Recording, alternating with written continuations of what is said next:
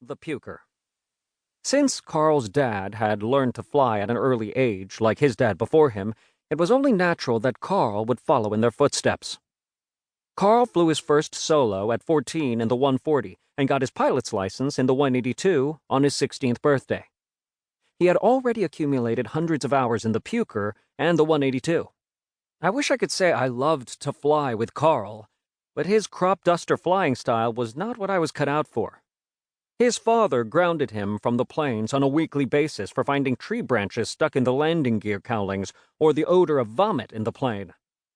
His father knew he was flying like a madman, purposefully trying to make me sick. My vomit must have smelled like ambrosia to that guy.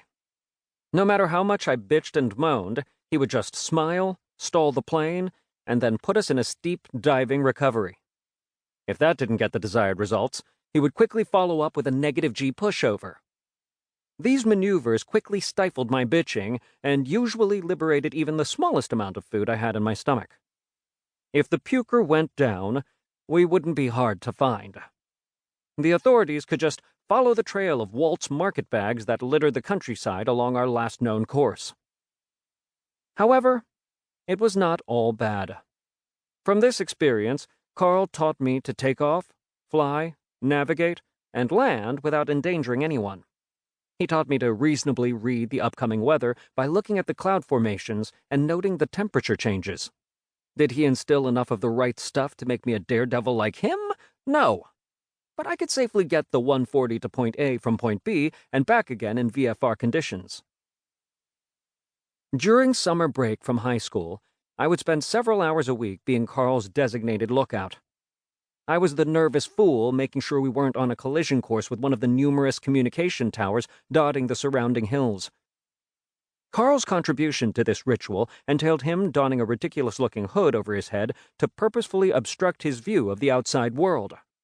Although he assured me this procedure was necessary for him to qualify for his instrument flight rating, we got into some heated discussions.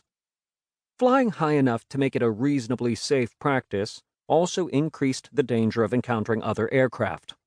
If Carl's dad ever became privy to our activities while flying, Carl's future would be driving a shuttle bus for the nearest old folks' home. His parents were adamant he would go to college upon finishing high school. They wanted him to become something greater than a stunt pilot or chemical-soaked crop duster. But Carl had other ideas. Little did I know his plans for the future would eventually involve me.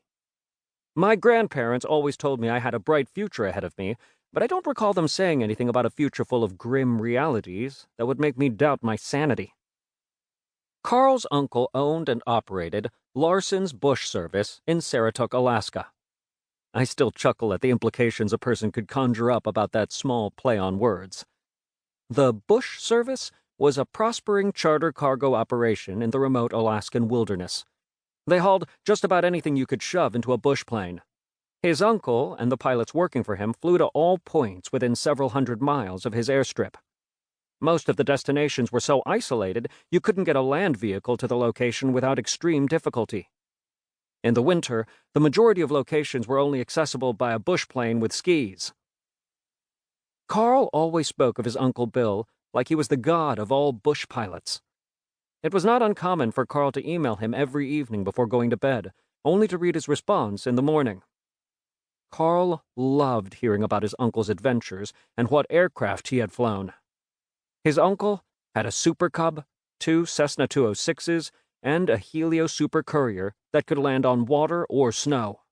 He had recently purchased a Cessna 208 Caravan at a bank auction and was spending a fortune updating it. Carl said his uncle always signed off all his emails with an invitation to come to Alaska. I believe some of my flights with Carl involving more than one Walt's market bag were influenced by his uncle's emails. Bill was a gifted pilot who flew in the military.